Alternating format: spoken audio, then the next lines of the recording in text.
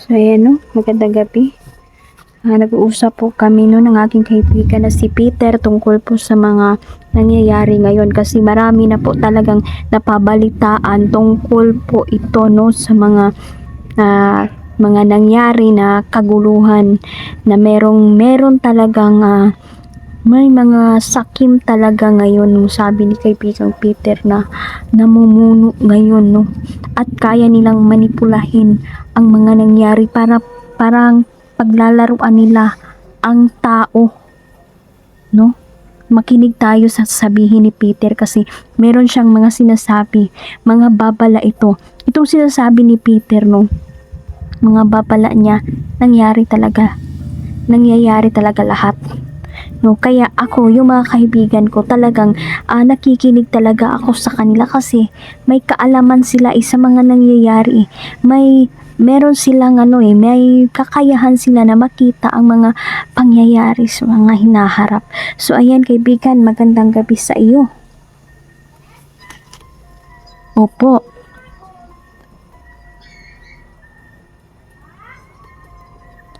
So yan, pinag-iingat tayo ng mahal nating kaibigan na si Peter no.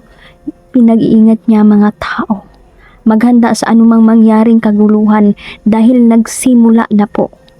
Nagsimula na po ang kaguluhan ngayon. Lalong-lalo na sa pagdating. Malapit na ang pagdating ng halalan. No?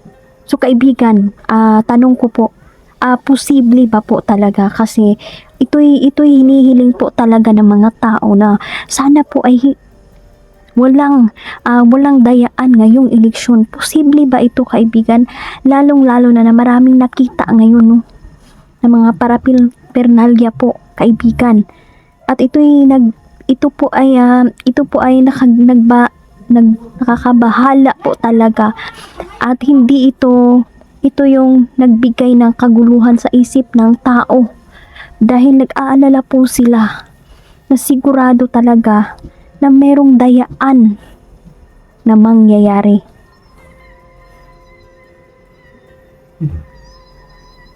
Opo. Ito yung sagot ni Peter no. Pagdating daw talaga ng halalan, hindi daw talaga yan mapipigilan ang dayaan.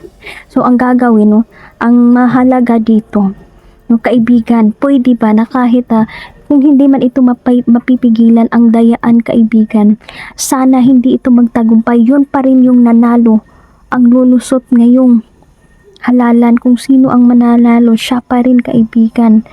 Bahala na kung kasi ang pangdaraya na lang po ang kanilang alas ngayon ng mga sakim para maisip nila no na mananalo talaga sila. Pero ipagdasal natin na hindi sila magtatagumpay kahit anong gawin nila no na masama no, kahit anong gawin nila na pagpigil no, pangdaraya ay mapigilan ito at lalabas talaga yung katotohanan kung sino man talaga yung totoong panalo dito. Yun yung mahalaga no?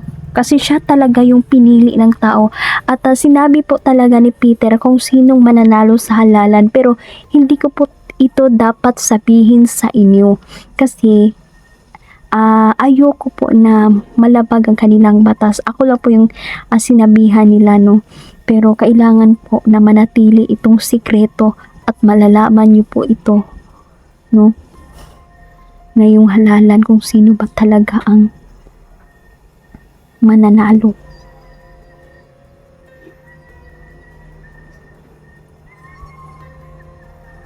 Opo. Oo nga Peter. Sabi ni Peter, nalulungkot po siya. No, nalulungkot po si Peter. Lalong-lalo na po na sa mga balita ngayon na ang dami na pong pinatay dahil sa kagagawan po ng mga adik ngayon. No?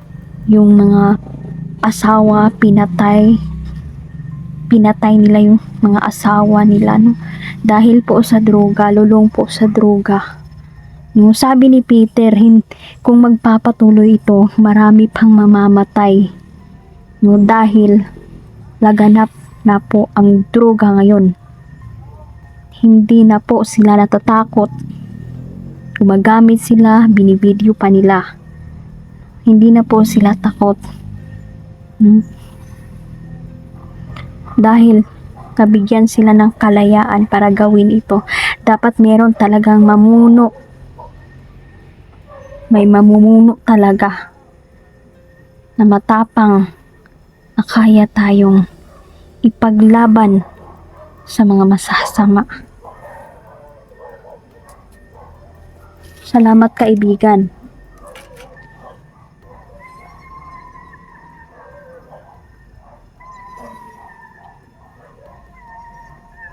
Opo. So ayan o. Nagsisilabasan na po ang mga kulto, sabi ni kaibigang Peter. Kahit dito po sa Mindanao, dito sa kinatatayuan ko ngayon kung saan kami nakatira, meron pong nagsisilabasan ng mga kulto at gabi-gabi po nagsusorbi po sila dito, no? At kumakatok na po sila sa mga bahay-bahay. Kaya na naging alerto na po ang lahat ng tao dito. Dahil po, may mga tao po na nakasuot ng itim. Nakaitim sila lahat. At may mga dalang itak. Grabe po ang takot. Natatakot po ang mga residente dito. Kaya alerto na po talaga dito lahat. Hindi lang po dito. Pati sa Cebu, lahat po ng lugar ay nagkalat na po ang mga kulto. Mag-ingat po kayo. Mag-ingat kayo dahil iba po ang takbo. Iba po ang kanilang paniniwala. Iba ang takbo ng utak nila. Mag-iingat tayong lahat.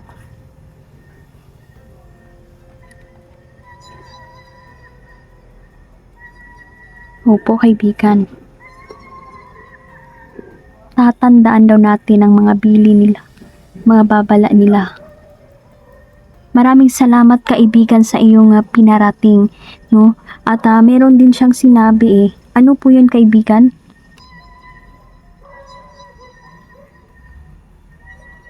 Opo. So, ayan. Ay sinabi po siya no tungkol sa ating tatay Digong, no? Tutulong sila lalong lalo na kay VP Sara na tinanggalan na po siya ngayon ng bantay. Tutulong sila, no? Tutulong sila para mabantayan po si tatay Digong at si VP Sara. Salamat po kaibigan. Sana po si BBM po ay bumaling na po, tuloy-tuloy na po ang kanyang kagalingan kasi ako po ay kaibigang Peter, gusto ko pa rin siyang gumaling, no? Para maharap niya yung mga issue sa kanya. Ang daming issue, no, tungkol kay BBM at sana magawa niyang maka-explain siya, no, sa mga tao. Yun lang po yung kahilingan po ng mga tao na harapin niya po. Opo, harapin niya po ang mga binabato sa kanya. Opo, tama po kayo kaibigan. So, ayan. May sinabi sa kaibigan mag-ingat tayo. Yun lang yung pinapaalala nila sa atin. Lalong-lalo na sa mga mangkukulam. Nagkalat po sila ngayon. Mag-ingat din kayo, no? At marami yung mga mangkukulam, talagang sakim po talaga yan sila. Hindi ka nila titigilan hanggang hindi ka malalagutan ng hininga. Lalabanan natin sila, no? Humihingi kasi ako ng tulong sa aking mga kaibigan, no? Natulungan tayo. Labanan sila. Kaibigan, kayo po yung may kakayahan na labanan sila, kaibigan. Tulungan niyo po kami. lalong-lalo na po yung mga ginayuma, no? Ang dami na din pong nabiktima ng gayuma. Yan po ay gawain ng mga itim na mahika, no? Gayumahin ang tao. Grabe. Ang sama nun, no? Na manggayuma ka na lang ng tao para magustuhan ka, para makuha mo yung gusto sa kanya. Kaibigan, gawan niyo po ng paraan para mawala ang sumpa na yan. Banggain niyo po lahat, no? Banggain niyo po lahat ng mga mangkukulam na yan, yung mga masasamang mangkukulam. Opo kaibigan, at maraming salamat po. Dahil di kayo nagdadalawang isip na tulungan po kami. Opo. Totoo po. Sabi ni Peter, napakahirap daw ng buhay. At meron pang kulam. Paano na lang natin mahaharap ang bukas? Kaya manalangin po tayo, no? Manalangin po tayo.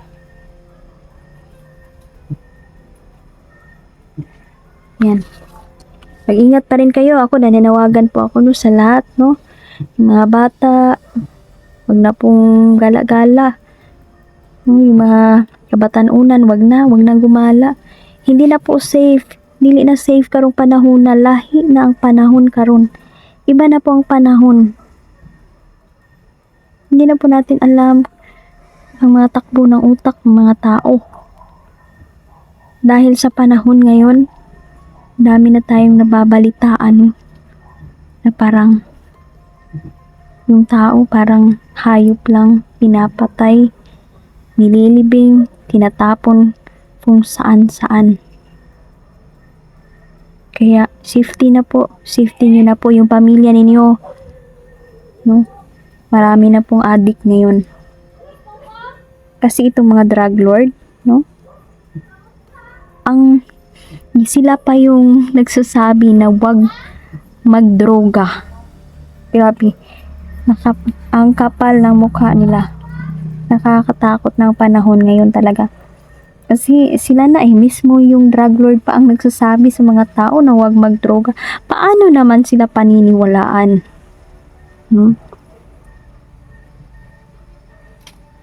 Ingat pa rin tayo, ha. Yun yung pinaalala ko sa inyo. Dahil meron pong magpamilya dito, no? At yung asawa niya po ay lulong sa droga. Ang ginawa niya po, pinutulan niya po ng liig kanyang mga anak, kanyang asawa, nilagay po sa kaldero. Dahil sinabi ng iniingon tong bana nga, ialay daw niya ang kanyang pamilya sa kanyang Panginoon. Grabe, no? Tulong talaga sa drugs. Yun pala, mas positibo sa droga. Gumagamit pala siya ng droga. Isipin mo ano yung epekto ng droga sa atin. Yung utak natin malulusaw na. Hindi na tayo makakaisip ng matino. Hindi na normal. No? Kaya wala na pong nagawa sinunog na lang po yung bahay nila. Kasi magkundinar manggod ba? Magkundinar ang mga ipatay. Grabe na panahon karon. Naging trauma sa mga tao ang yung mga nangyari. Kaya mag-ingat tayo, huwag tayong magtiwala agad. Huwag tayong magtiwala agad. So ayan, salamat Peter. Ayan, tungkol po pala kay Chris Aquino, kumusta na po siya, kaibigan?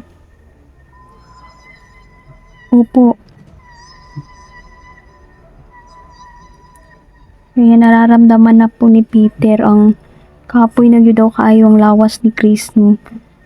Pinababasa po kasi ito ni Peter. Napapagod na po siya. Gusto niya na talagang magpahinga. So kaya Pray pa rin tayo para sa kanyang kagalingan, Peter, at maraming salamat sa pagkontra niyo po sa mangkukulam na to. Gusto kong itanong, kaibigan, kumusta naman po yung kalagayan ng mangkukulam ngayon, kaibigan?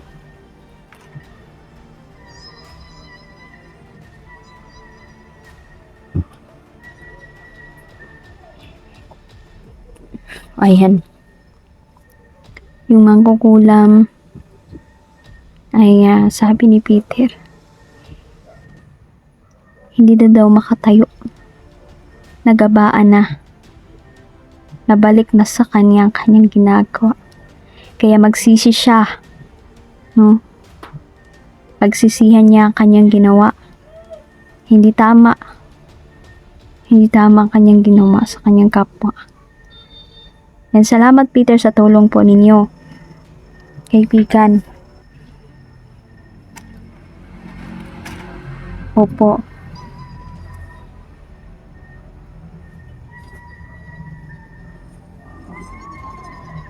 Ayan, sabi din niya si Tatay Digong, meron daw din gustong kumulam talaga uli kay Tatay Digong, pero napipigilan po ito. Napipigilan ito. So, salamat, kaibigan, no? Maraming salamat po. Dahil sa kalagayan ni Tatay Digong ngayon ay lalong-lalo na meron na kasi siyang karamdaman tapos kukulamin pa. Ang katuyuan ng talagang tuyo jud aning mangkukulam, sabi ni kaibigang Peter. Opo.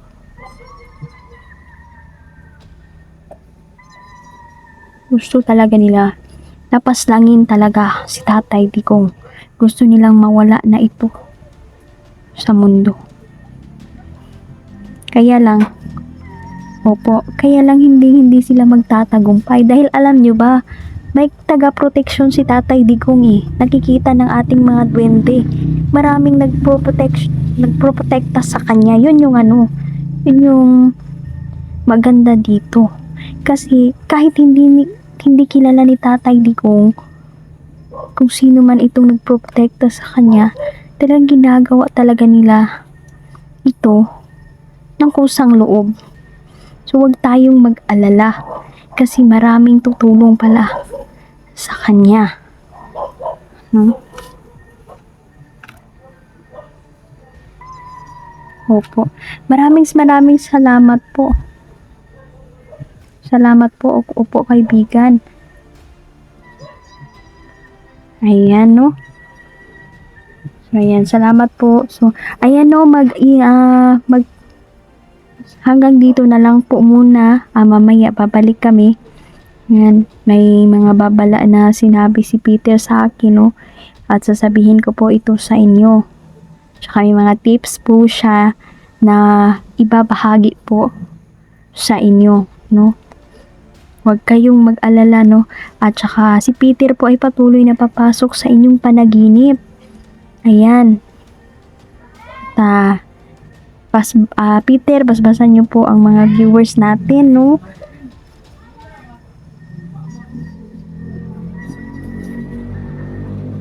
Ayan. Opo. Ayan, no? Si Peter po ay nadadalaw po sa inyong panaginip. Yan, maraming salamat, kaibigan. Ayan, hanggang dito na lang po muna. Mag-ingat po kayo. Salamat sa lahat. Thank you po.